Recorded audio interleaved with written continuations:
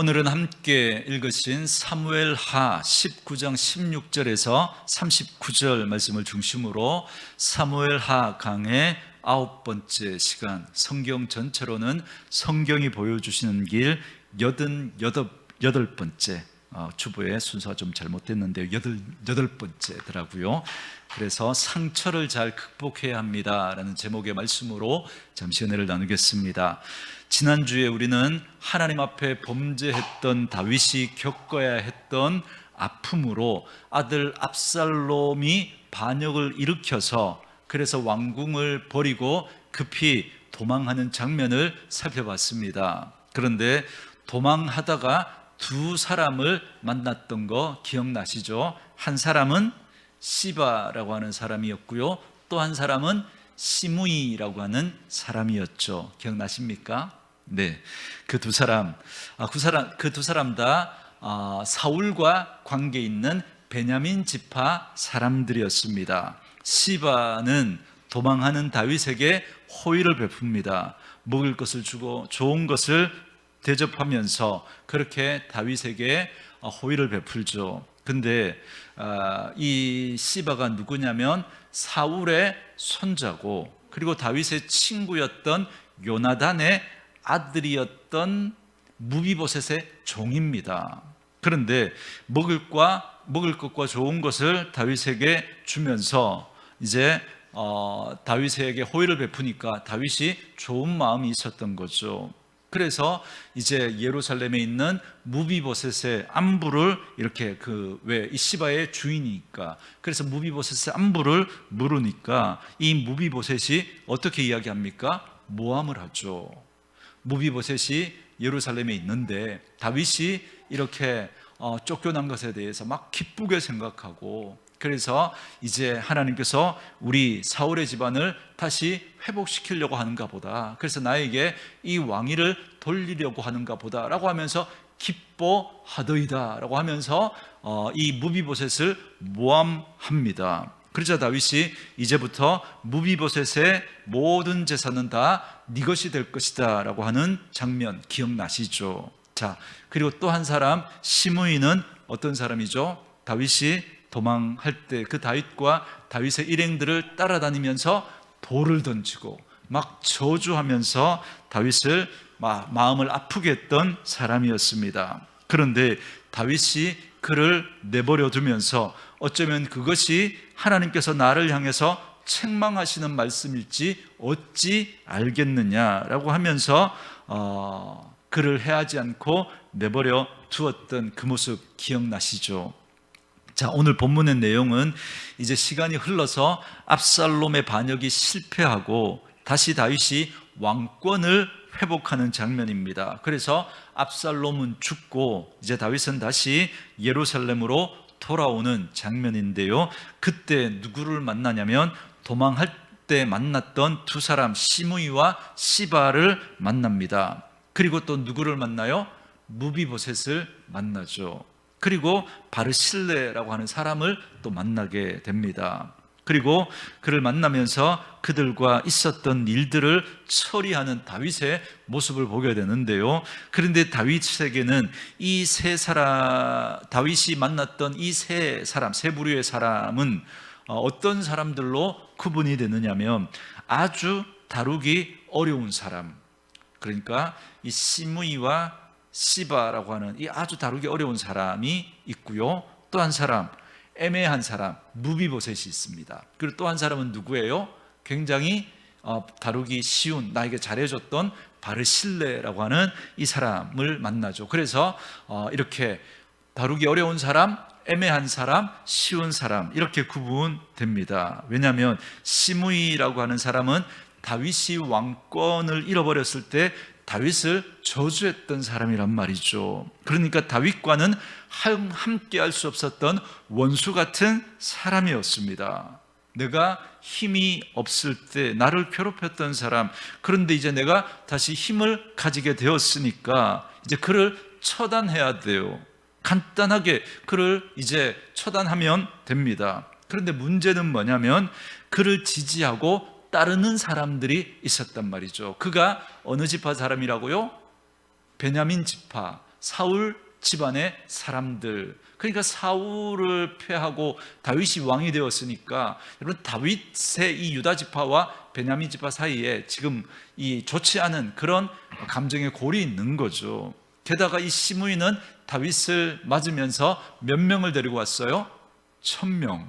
그러니까 무시 못할 그런 사람들을 데리고 왔단 말이죠. 그래서 다루기가 매우 어렵다라고 제가 말씀드리는 겁니다. 자, 두 번째 사람은 어떤 사람이에요? 무비보셋이죠.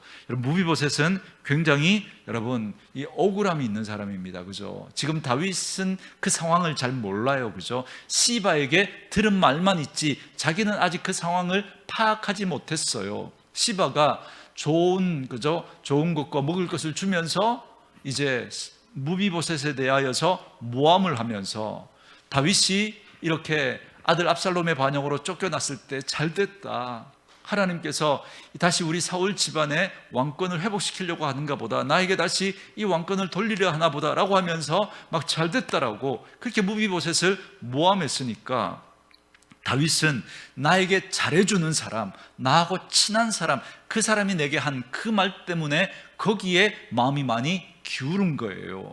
그러면서 이제 무비보셋을 만난 겁니다. 자, 무비보셋은 그렇게 다윗을 만났는데, 그런데 지금 무비보셋이 하는 말이 뭐예요?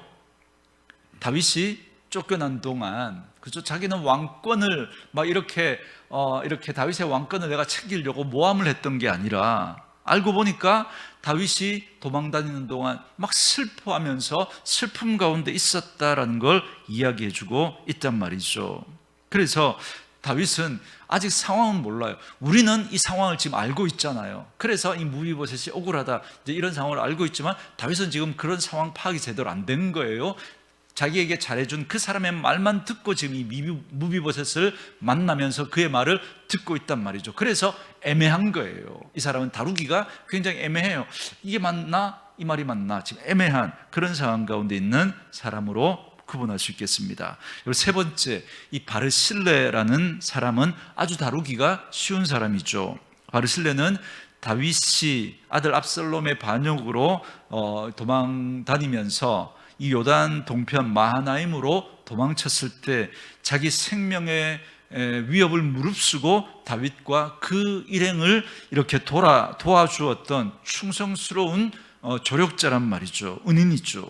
그런데 다윗이 자신의 왕권을 회복하고 예루살렘으로 돌아오면서 이 바르실레를 다시 만나게 되니까 다윗이 바르실레에게 뭐라고 말하느냐면, 함께 예루살렘으로 돌아가자고. 당신이 내가 어려울 때 나에게 잘 대해주었으니까 내가 이제 당신을 예루살렘으로 모시고 가서 당신을 내가 잘 보살피고 그렇게 도와주겠다라고 한 겁니다.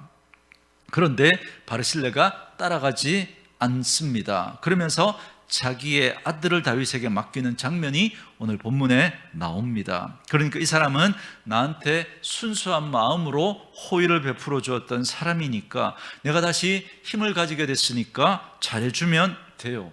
어떻게 대할지가 어렵지 않은 사람인 거죠. 그러니까 어려운 문제, 약간 애매한 문제, 그리고 아주 쉬운 문제, 이런 유형의 사람들을 다윗이 만난 겁니다. 그러고 봤더니 저와 여러분의 인생도 그렇습니다. 저와 여러분이 힘이 없을 때, 어려울 때, 누군가의 도움이 절실할 때, 그때 나를 대하는 사람들의 유형도 여러분 이럴 수 있습니다. 그죠?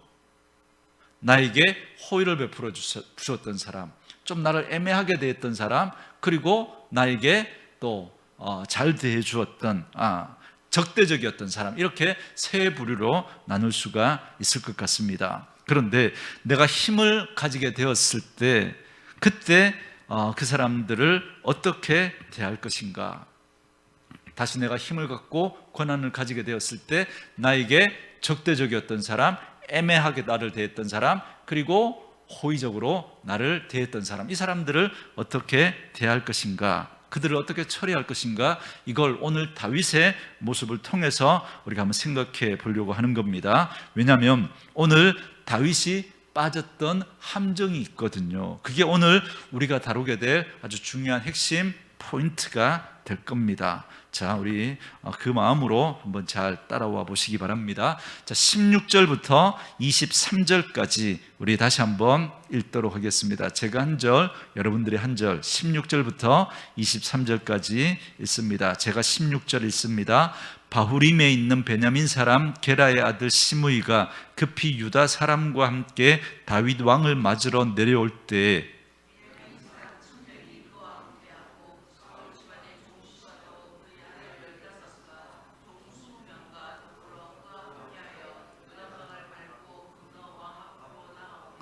왕의 가족을 건너가게 하며 왕이 좋게 여기는 대로 쓰게 하려 하여 나룻배로 건너가니 왕이 요단을 건너가게 할 때에 게라의 아들 시므이가 왕 앞에 엎드려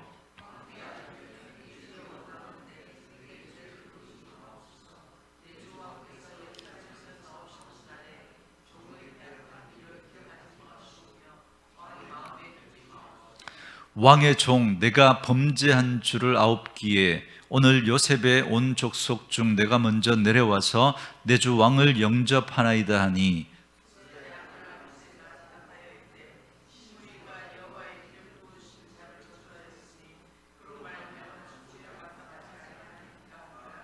다윗이 이르되 수리아의 아들들아 내가 너희와 무슨 상관이 있기에 너희가 오늘 나의 원수가 되느냐 오늘 어찌하여 이스라엘 가운데에서 사람을 죽이겠느냐 내가 오늘 이스라엘의 왕이 된 것을 내가 알지 못하리요 하고 이르되 네가 죽지 아니하리라 하고 그에게 맹세하니라. 아멘.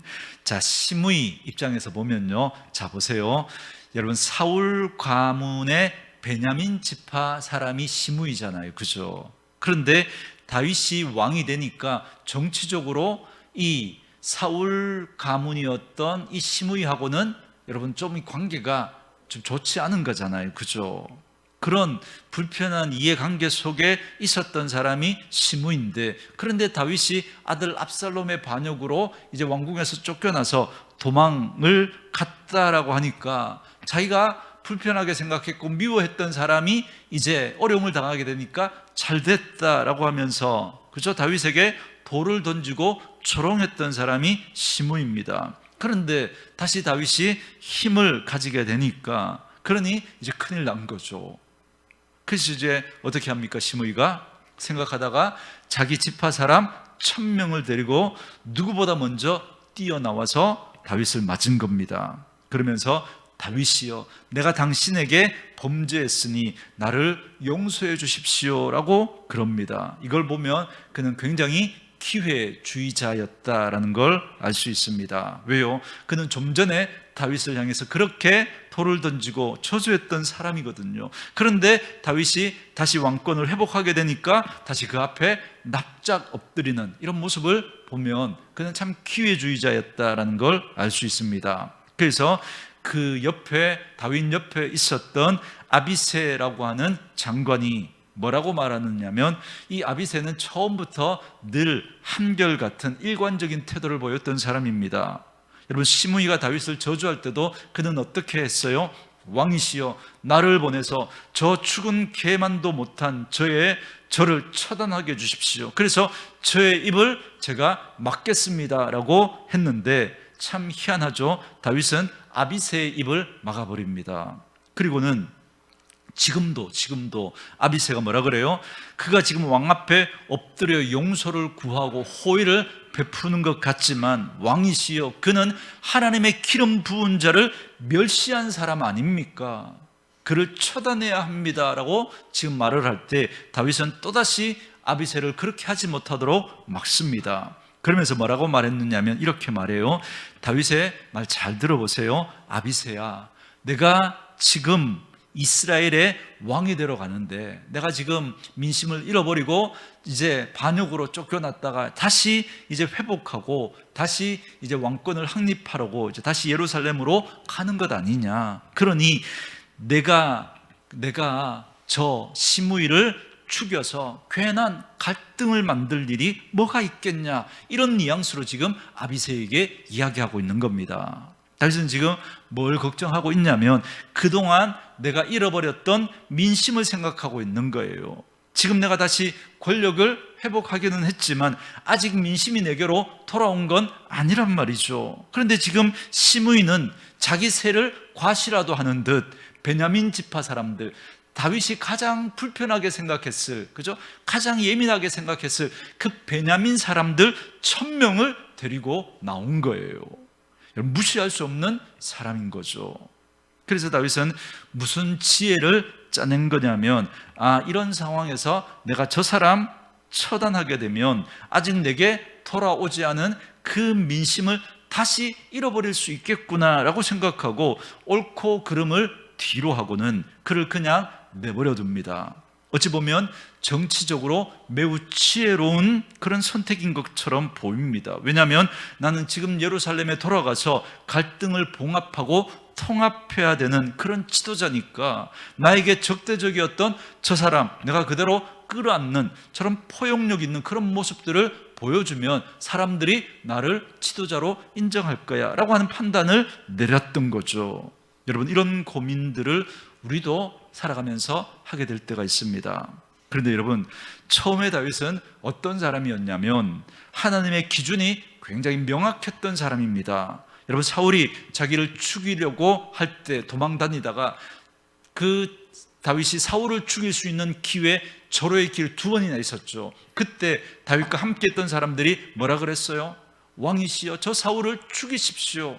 그러면 당신이 이제 더 이상 도망 다니지도 않아도 되고 당신은 왕이 될 수 있습니다 라고 했지만 다윗은 하나님의 기준이 선명했습니다. 하나님께서 기름 부은 자를 내가 함부로 해할 수 없다라고 거절했던 기준이 명확했던, 하나님의 기준이 명확했던 사람이란 말이죠. 그리고 나중에 여러분, 사울 왕이 그저 전쟁에서 죽게 되죠. 그럴 때 여러분, 이 아말렉 청년이 그저 자기가 사울을 죽였다라고 하면서 그러면 다윗이 자기에게 상을 내릴 줄 알고 그렇게 찾아와서 이야기했을 때 다윗이 뭐라 그래요?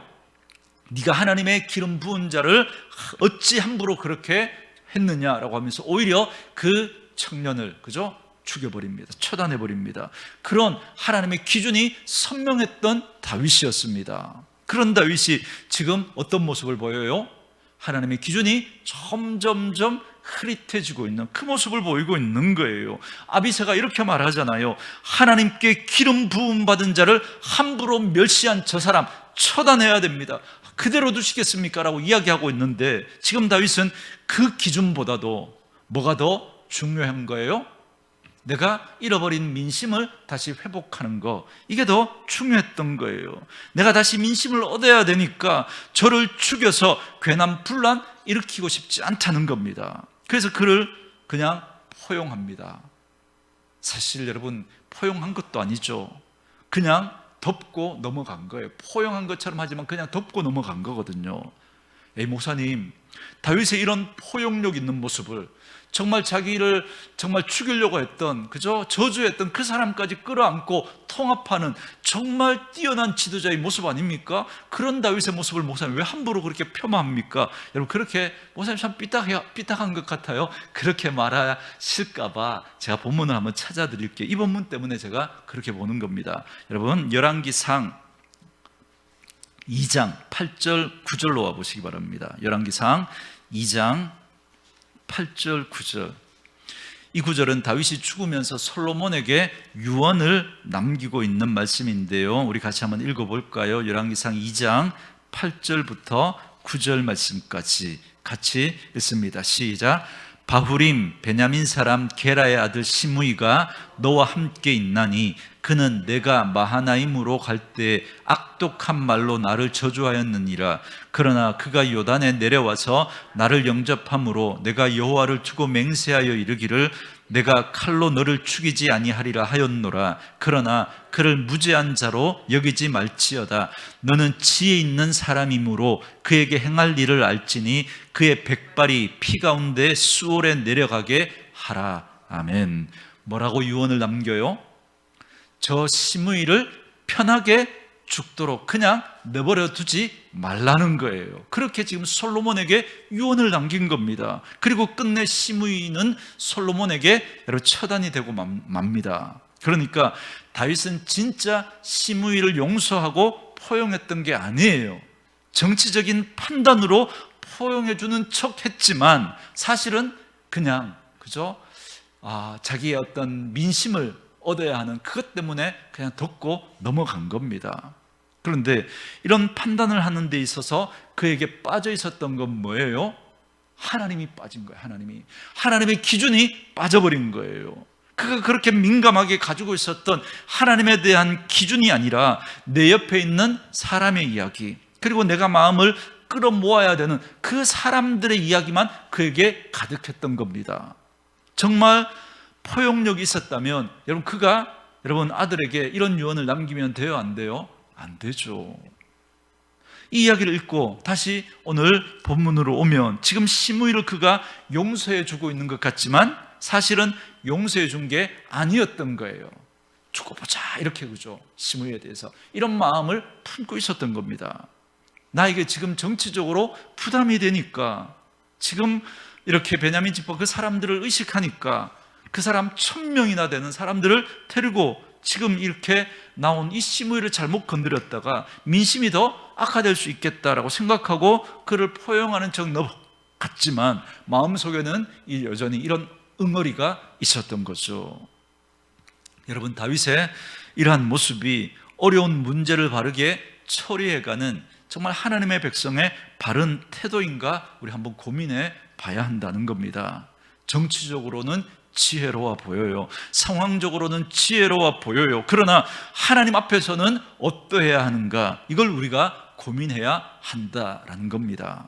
자, 이제 두 번째 사람은 누구예요?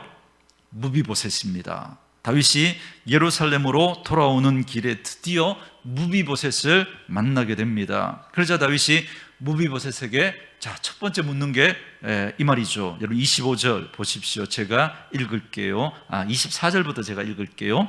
사울의 손자 무비보셋이 내려와 왕을 맞으니, 자, 이제 다시 힘을 얻어서 이제 예루살렘으로 돌아오는 다윗을 이제 무비보셋이 맞으러 나온 거예요. 그는 왕이 떠난 날부터 평안히 돌아오는 날까지 그의 발을 맵시내지 아니하며 그의 수염을 깎지 아니하며 옷을 빨지 아니하였더라, 이렇게 말하죠. 자, 이건 무비보셋이 말한 거예요? 성경을 기록한 저자가 말하고 있는 거예요? 성경을 기록한 저자가 우리에게 알려주고 있는 거죠. 그러니까 이 말이 맞아요, 틀려요? 맞는 말이죠. 그렇죠? 지금 무비보셋은 억울하게 누명을 쓴 거예요. 자, 25절 보세요. 예루살렘에 와서 왕을 맞을 때 왕이 그에게 물어 이르되 무비보셋이여, 네가 어찌하여 나와 함께 가지 아니하였더냐. 그러니까 지금 다윗에게 이 무비보셋에 대한 서운한 마음이 있는 거예요. 누구 때문에요? 시바가 한 말 때문에. 자, 우리 지난주 살폈잖아요. 시바가 막 좋은 거 먹을 거 싸들고 와가지고 자기에게 너무너무 잘 대해줬잖아요. 그러니까 자기하고 친한 사람, 자기에게 잘해주는 사람, 그 사람이 나에게 들려준 이야기가 있단 말이죠. 그 이야기를 딱 듣고 이 무비보셋을 딱 만나니까 좋게 안 보이는 거예요. 너 왜 그때 나랑 같이 가지 않았냐, 이런 마음이 들면서 섭섭한 마음이 확 올라왔던 겁니다. 그래서 그렇게 물은 거예요. 다윗의 섭섭한 마음이 잘 드러나고 있죠. 그렇게 이제 했을 때, 지금 다윗은 삐딱하게 지금 시바가 들려준 그 이야기를 듣고 이 삐딱한 안경을 가지고 지금 보니까 이 무비보셋이 맞으러 나왔지만 반갑지가 않은 거예요. 그래서 무비보셋이 어떤 태도로 다윗을 기다리고 있었는지를 말해줍니다. 이제 무비보셋이. 그래도 그거 듣고 싶은 마음이 없는 거예요. 그래서 섭섭한 마음을 또 표현합니다. 너 그때 왜 나와 함께 가지 않았냐라고 하면서 26절에 무비보셋이 이렇게 말하죠. 대답하되 내 주 왕이여, 왕의 종인 나는 다리를 절므로 내 나귀의 안장을 지워 그 위에 타고 왕과 함께 가려 하였더니 내 종이 나를 속이고 종인 나를 내 주 왕께 뭐 했다 그래요? 모함했다 그럽니다. 내 주 왕께서는 하나님의 사자와 같으니 왕의 처분대로 하옵소서. 내 아버지의 온 집이, 자, 무비보셋의 아버지의 온 집이니까 여러분 어느 지파 사람이에요? 베냐민 지파 사람들. 그러니까 사울 족속을 말하는 거죠. 그러니까 다윗을 괴롭혔던 사울 족속의 사람이니까 자기가 우리 온 집이 내 주 왕 앞에서는 다만 죽을 사람이 되지 아니하였나이까. 우리 지파가 당신에게 한 게 있으니까. 그러나 종을 왕의 상에서 음식 먹는 자 가운데 두셨사오니 내게 아직 무슨 공의가 있어서 다시 왕께 부르짖을 수 있사오리까 라고 이야기합니다. 이게 무슨 말이에요? 무비보셋의 이야기를 들어보니까 지금 다윗은 무비보셋의 말보다 누구 말을 신뢰하고 있는 것 같아요? 시바가 들려줬던 그 이야기가 마음에 더 이렇게 가 있으니까 무비보셋이 하는 그 이야기가 이렇게 진짜처럼 들리지가 않는 거예요. 그래서 시바의 말을 더 신뢰하고 있는 그런 다윗의 모습을 보게 됩니다. 그런데 여러분, 우리가 여기까지 읽으면서 누가 억울해 보여요? 우리는 딱 보이죠, 그죠? 성경이 알려주고 있으니까 시바가 억울해 보이잖아요, 그죠? 자, 29절 보세요. 왕이 그에게 이르되 네가 어찌하여 또 네 일을 말하느냐, 이렇게 말합니다. 여러분, 이게 무슨 말이죠? 네 왜 자꾸 변명하면서 네 그 사정 막 이해하면서 변명하냐? 그 입 닫아라, 이 이야기예요. 더 듣고 싶지 않다, 이 말이에요. 더 이상 듣고 싶지 않다는 거죠. 내가 이르노니 너는 시바와 밭을 뭐 하라 그래요? 나누래요. 자, 일이 밝혀졌는데도 불구하고 지금 다윗은 뭐라 그래요? 시바와 밭을 나누래요. 여러분 30절 보세요. 무비보셋이 왕께 아뢰되 내 주 왕께서 평안히 왕궁에 돌아오시게 되었으니 그로 그 전부를 차지하게 하옵소서. 무비보셋은 다윗의 이 말을 듣고는 아닙니다. 왕이시여, 저는 하나도 안 가져도 됩니다. 왕이 무사히 돌아온 것만 해도 저는 그것만으로 충분합니다. 저는 하나도 안 가져도 됩니다. 이 시바에게 다 주십시오, 이렇게 이야기하는 겁니다. 이걸 듣고는 그저 어떤 분이 이렇게 해석을 하더라고요. 무비보셋이 삐졌대요. 다윗이 자기 말을 안 믿고 그저 시바의 말만 듣고, 그러니까 무비보셋이 삐져서 저 이거 필요 없습니다, 안 가질래요, 지금 이렇게 하고 있다고 해석을 하는데, 여러분 그렇지 않아요. 여러분, 그의 진심을 지금 성경이 보여주고 있는 겁니다. 여러분, 하나님은 왜 무비보셋의 진심을 자꾸 이렇게 우리에게 보여주실까요? 저와 여러분에게 답답함을 불러일으키는 거예요. 누구에 대한 답답함요? 다윗에 대한 답답함을 불러일으키고 있는 거예요. 이제 시시비비가 하나님 앞에서 가려졌으니까 그럼 적어도 이렇게 해야 되는 거잖아요. 시바를 죽이지는 않더라도, 자기가 통합을 해야 되니까 시바를 감옥에 가두지는 않더라도 시바에게 거짓말해서 속은 거니까 다시 원상복구해, 시바에게 주었던 모든 거 다시 무비보셋에게 돌려, 이렇게 하면 되잖아요. 그런데 다윗은 그렇게 하지 않는 거예요. 왜요?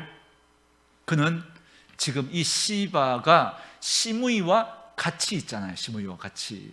시므이가 1000명을 데리고 나오는데 그때 시바도 같이 있었어요. 그리고 시바도 누굴 데리고 나와요? 자기 아들 15명, 그리고 자기의 종 20명.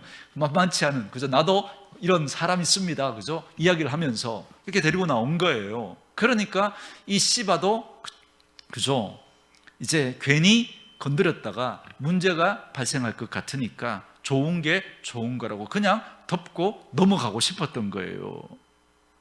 과연 이것이 정말 좋은 하나님의 백성의 태도인가 생각해 보셔야 합니다. 물론 여러분, 왕권을 확립하는 큰일 앞에서 이건 사소한 문제처럼 보여서 아무것도 아닌 것처럼 그렇게 넘어가는 게 더 지혜롭게 보일 수 있습니다. 괜히 이런 사소한 문제 때문에 시바의 마음을 잃는 것도 싫고 무비보셋의 마음을 잃는 것도 싫고, 더 나아가서 베냐민 지파의 그 사람들의 그 마음을 건드리는 게 싫었던 거예요. 그래서 적당히 봉합하고 넘어가고 싶었던 거예요. 그러나 다윗의 이 태도가 과연 지혜로운가? 그러나 성경은 이것이 나중에 다윗에게 어떤 결과를 가져왔는지를 사무엘하 마지막 24장에서 우리에게 알려줍니다. 그건 우리가 나중에 살피기로 하고요. 자, 이제 마지막 세 번째 사람을 우리가 살필 텐데요. 누구냐면 바르실레라고 하는 사람입니다. 자, 그에 대한 설명을 한번 볼까요? 31절, 32절 우리 같이 한번 읽습니다. 시작. 길앗 사람 바르실레가 왕이 요단을 건너가게 하려고 로글림에서 내려와 함께 요단에 이르니 바르실레는 매우 늙어 나이가 80세라. 그는 큰 부자이므로 왕이 마하나임에 머물 때 그가 왕을 공개하였더라. 아멘. 아주 처리하기 쉬운 사람이 등장합니다. 바르실레라고 하는 사람인데요, 그는 나이가 80에다가 아주 큰 부자래요. 근데 여러분, 이 사람이 그렇게 어떤 사람이었냐면, 다윗이 압살롬의 반역을 피해서 도망 다닐 때 그때 위험을 감수하고 마하나임에서 다윗을 도와주었던 사람입니다. 근데 이제 다윗이 다시 왕권을 회복하고 예루살렘으로 돌아가게 되니까 바르실레 보고 함께 가자고, 내가 어려울 때 네가 나를 도와주고 공개해 줬으니까 이제 내가 너를 책임져 주겠다, 너를 도와주고 공개해 주겠다라고 하면서 그를 예루살렘으로 데리고 가려고 합니다. 그런데 바르실레가 그 제안을 거절하는 거예요. 34절부터 제가 읽어갈게요. 바르실레가 왕께 아뢰되 내 생명의 날이 얼마나 있사옵기에 어찌 왕과 함께 예루살렘으로 올라가리이까? 내 나이가 이제 80세라 어떻게 좋고 흉한 것을 분간할 수 있사오며 음식의 맛을 알 수 있사오리이까? 이 종이 어떻게 다시 노래하는 남자나 여인의 소리를 알아들을 수 있사오리이까? 어찌하여 종이 내 주 왕께 아직도 누를 끼치리까? 라고 하면서 거절합니다. 하나님은 지금 다윗이 지혜로운 선택을 하는 것 같지만 왠지 자꾸 우리 마음에 찜찜함을 남기고 있는 두 사람을 대하는 이 다윗의 모습을 보여주시면서 바르실레라고 하는 이 사람의 모습과 다윗을 대조시키고 있습니다. 지혜로운 것 같은 다윗의 모습과, 그러나 진짜 지혜가 어떤 것인지를 보여주는 이 바르실레의 모습을 하나님은 대조해서 보여주시는 것입니다. 보세요. 바르실레가 뭐라고 말해요? 나는 이제 나이가 80세라 나는 어떤 것이 좋고 어떤 것이 흉한 것인지를 분간할 힘이 이제 점점 흐려지고 있다라고 말하면서 왕이 함께 왕궁으로 가자고 하는 걸 거절합니다. 내가 예전에는 음식을 먹을 때 뭐가 맛있는지 뭐가 맛이 없는지 잘 알 수 있었는데 이제 나이가 드니까 뭐 맛있는 음식인지 뭐 맛이 없는 음식인지 다 거기서 거기라는 거예요. 무슨 말이에요? 입맛이 없는 거예요. 좋은 걸 먹어도 그게 좋은 건지 모르겠다는 거예요. 뭐 남자나 여인의 그 노래하는 소리를 들어도 그게 좋게 여겨지지 않는다는 거예요. 그걸 구분할 힘이 없는 거예요. 이제 세상에 대해서 너무 낙을 추구하고 그럴 마음이 없는 거예요. 나 같은 늙은이가 왕 옆에 있어서 누를 끼치는 것보다 제가 안 가는 게 훨씬 더 낫겠습니다. 그렇게 말하는 거죠. 여러분, 너무 재미있는 대조잖아요. 그죠? 다윗은 지금 힘이 점점 있어지는 사람이죠. 힘이 있어지는 사람은 지혜로운 말을 하는 것 같은데 그 지혜가 우리의 마음을 자꾸 불편하게 해요. 그런데 바르실레는 힘이 점점 없어지는 사람인 것 같은데, 그런데 이 사람의 지혜는 우리의 마음에 감동을 주고 있다는 겁니다. 그러면서 하나님은 이 바르실레와 다윗을 대조해서 우리에게 알려주시는 겁니다. 그리고 바르실레가 다윗에게 한 가지 부탁을 하는데, 뭐라고 부탁을 하느냐면 자기에게 김함이라고 하는 아들이 있는데 그 아들을 데려가 달라고 부탁을 합니다. 그래서 다윗이 그 아들을 데리고 예루살렘으로 가는 장면이 오늘 본문에 나오죠. 자, 이렇게 어려운 문제, 애매한 문제, 쉬운 문제를 처리해가는 다윗의 모습을 보면서 하나님은 다윗과 바르실레를 마지막에 이렇게 딱 대조해서 보여주십니다. 이 모습을 통해서 하나님이 우리에게 주시려고 하시는 메시지가 뭐냐면, 상처를 극복하지 못한 다윗이 이 문제를 처리해 가면서 이상한 모습을 보이고 있다라는 걸 우리에게 알려주고 있는 겁니다. 제가 지금 다윗이 아직 상처를 극복하지 못했다라고 하는 표현을 썼는데요, 그 이유가 뭐냐면 다윗이 이런 세 사람을 대하면서 문제를 처리해 갈 때 하나님이 등장하지 않기 때문에 그래요. 여러분, 시므의 문제를 해결하면서도, 그리고 무비보셋의 문제를 해결하면서도, 그리고 또 이 바르실레의 문제를 해결하면서도 하나님이 언급되지 않아요. 하나님이 어떤 걸 원하시는가, 하나님이 뭘 기뻐하시는가, 여기에 대한 물음이 없습니다. 하나님이 등장하지 않아요. 여러분, 이게 바로 상처받은 사람의 특징입니다. 상처받은 사람은 자기밖에 안 보여요. 자기가 받은 그 상처, 그 속에 자기 연민에 빠져서 아무것도 보이지 않아요. 자기 그 아픔, 자기의 그 억울함, 자기의 어떤 그것밖에 안 보여요. 하나님이 보이지 않아요. 그 속에서 하나님이 뭘 원하시는지, 어떻게 하나님이 일하시려고 하시는지 그런 것들이 보이지 않습니다. 이게 바로 상처받은 사람의 특징이에요. 어떤 문제 때문에, 어떤 사람 때문에, 어떤 상황 때문에 상처를 받고 난 사람들의 특징이 하나님이 생각나지 않고 그 사람과 내 문제, 그 상황과 내 문제, 그 공동체와 내 문제만 바라보면서 그 속에서 이해관계만 따지는 그런 모습을 보인다는 겁니다. 그러다가 보니까 어떤 결정을 하고 나면 그게 지혜로운 것 같은데, 그런데 그 속에 하나님이 없으니까 하나님의 일이 나타나지 않는 거예요. 과연 하나님은 시므이의 일을 어떻게 다루기를 원하셨는가? 하나님은 과연 무비보셋과 이 시바의 문제를 어떻게 다루시기를 원하셨는가? 하나님은 바르실레와의 관계 속에서 어떻게 하기를 원하셨는가? 그걸 생각하지 않아요. 그걸 하나님 앞에 묻지 않아요. 내가 지금 민심을 잃어버렸으니까 다시 이렇게 왕권을 확립하고 백성들의 마음을 얻어야 하는데 라고 하면서 그 생각만 몰두하면서 바르실레와 그 생각만 하면서 시므이와 시바와 무비보셋과 이 바르실레를 대하는 그의 모습을 보게 되는 겁니다. 하나님이 뭘 원하시는지 거기에 대한 물음이 없어요. 그는 그냥 사람들의 마음을 얻는데 온 정신이 팔려 있습니다. 그래서 그는 하나님의 기준을 놓쳐버렸던 거죠. 그는 시므이도 잃어버리기 싫고, 그리고 시바와 무비보셋도 잃어버리기 싫고, 그래서 그냥 적당히 좋은 게 좋은 거라고 그냥 덮고 넘어가려고 했던 겁니다. 그러니까 자기 왕권이 확립될 때까지 어떻게 사람들의 마음을 얻을까, 여기에 마음을 많이 썼는데 정작 어떻게 하면 하나님의 마음을 얻을까, 거기에는 마음을 쓰지 않았던 거예요. 그래서 다윗의 마지막을 사무엘하는 어떻게 기록하고 있냐면, 여러분 사무엘하가 24장으로 끝나는데요, 여러분 24장에 다윗이 하나님 앞에 징계를 받는 모습으로 사무엘하는 끝이 납니다. 자, 24장에 보면 다윗이 뭘 하느냐면 인구 조사를 합니다. 여러분, 인구 조사를 하는 게 잘한 거예요, 잘못한 거예요? 인구 조사 자체로만 놓고 이게 잘한 거예요, 잘못한 거예요? 그것만 놓고는 판단할 수 없죠. 그것만 놓고는, 그죠? 여러분, 돈이 좋은 거예요, 나쁜 거예요? 그것만 놓고는 판단할 수 없죠, 그죠? 가치 중립적인 거예요, 그죠? 좋을 수도 있고 나쁠 수도 있는 거예요, 그죠? 어떻게 사용하느냐에 따라서. 인구조사도 여러분 어떤 마음으로 하느냐에 따라서 이게 여러분 하나님이 기뻐하시는 일일 수도 있고 아닐 수도 있는 거예요. 여러분 민수기에 보면 하나님께서 모세에게 인구조사를 하라고 시키죠, 그죠? 그거 여러분 좋은 거예요, 나쁜 거예요?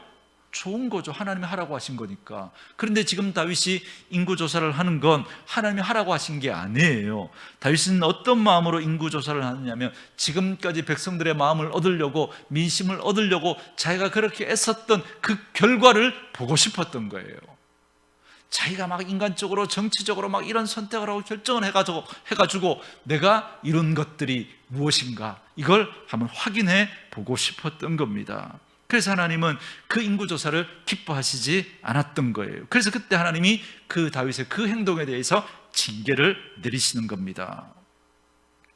그래서 하나님은 너는 나를 찾은 게 아니야, 넌 날 의지한 게 아니야 라고 했던 겁니다.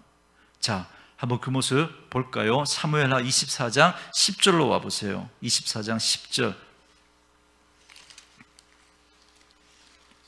우리 10절 말씀 같이 읽습니다. 시작. 다윗이 백성을 조사한 후에 그의 마음에 자책하고 다윗이 여호와께 아뢰되 내가 이 일을 행함으로 큰 죄를 범하였나이다. 여호와여, 이제 간구하옵나니 종의 죄를 사하여 주옵소서. 내가 심히 미련하게 행하였나이다 하니라. 아멘. 그래서 저는 이 말씀을 마무리하면서 이런 생각이 들었어요. 왜 하나님은 사람 아래에서 다시 하나님 아래로 가는 다윗의 모습을 그리시면서 사무엘하를 다윗에 대한 징계로 마무리하실까 묵상하면서 이렇게 깨달아졌어요. 사람의 마음을 얻으려고 했던 다윗의 인간적이고 정치적인 리더십은 정말 하나님의 백성의 지도자가 가져야 할 바른 리더십이 아니구나. 바른 리더십은 우리의 진짜 왕이신 그 하나님을 의식하고 그 하나님의 기준을 가지고 그렇게 하나님의 마음을 얻으려고 하는 그 사람이 바른 지도자의 모습이고 그게 바른 리더십이구나라는 걸 우리에게 알려주시려고 하시는 거예요. 그래서 사무엘 하에 이 마지막에 다윗의 이 잘못된 선택과 결정에 대하여서 하나님 그를 징계하는 모습으로 그리고 그가 회개하는 모습으로 이 사실을 우리에게 보여주고 있는 겁니다. 그래서 그는 진짜 왕이신 그 하나님의 마음을 그래서 우리는 늘 우리의 진짜 왕이신 그 하나님의 마음을 품으면서 어려운 상황, 애매한 상황, 그리고 쉬운 상황에서도 사람의 마음을 얻는데 초점을 맞추는 게 아니라 하나님의 마음을 얻으려고, 하나님은 무엇을 기뻐하시는지, 하나님의 기준은 무엇인지 그걸 두고 거기에 맞추며 살아가는 저와 여러분이 되어져야 합니다. 너무 재밌는 건 여러분 사무엘 하가 끝나고 이제 열왕기 상으로 넘어가면 여러 왕들의 이야기가 나오죠. 자, 이 다윗과 이제 여러 왕들의 이야기가 나오는 이 마지막 중간 사무엘 마지막에 이 다윗의 잘못된 모습 그리고 하나님 앞에 책망받는 그 모습을 딱 보면서 이제 앞으로 이 열왕기의 여러 왕이 나올 때 어떤 기준으로 보라는 거예요? 그가 하나님의 기준을 가지고 바르게 선택하고 판단하고 있는가, 그걸 보라고 이 중간에 이 이야기를 딱 집어넣은 거죠. 너희들의 진짜 왕은 다윗이 아니라 하나님이시란다. 앞으로 여러 왕을 다루게 되겠지만 그 여러 왕들을 보면서 그들이 하나님과 하나님의 마음을 살피고 있는지를 너희가 잘 바라보면서, 그래서 이 땅을 살아가는 동안 어려운 일을 너희도 만나고 애매한 일을 만나고 또 쉬운 일을 만나겠지만 그때 너희들의 지혜로 사람들의 마음을 얻으려고 그렇게 하지 말고 정말 하나님 앞에서 바른 하나님의 기준을 가지고 하나님의 마음을 얻으려고 그렇게 살아가거라. 너희들이 이런 다윗의 모습을 보지 않았냐. 그러니 그런 상황 속에서도 늘 하나님의 마음을 살피며 살아가는 하나님의 백성이 되어다오라고 하면서 이 말씀을 우리에게 알려주고 있는 거죠. 그래서 저는 저와 여러분들이 어떤 상황 가운데서도 오직 하나님을 바라보면서 그 하나님이 우리의 왕이시고 그래서 그 하나님의 기뻐하시는 그 선택을 할 줄 아는 믿음의 결단이 저와 여러분 가운데 있기를 원합니다. 그래서 여러분들이 정말 사람을 기쁘게 하는 사람들이 아니라 하나님을 기쁘시게 할 줄 아는 그런 분들 되어줄 수 있기를 주의 이름으로 축원합니다.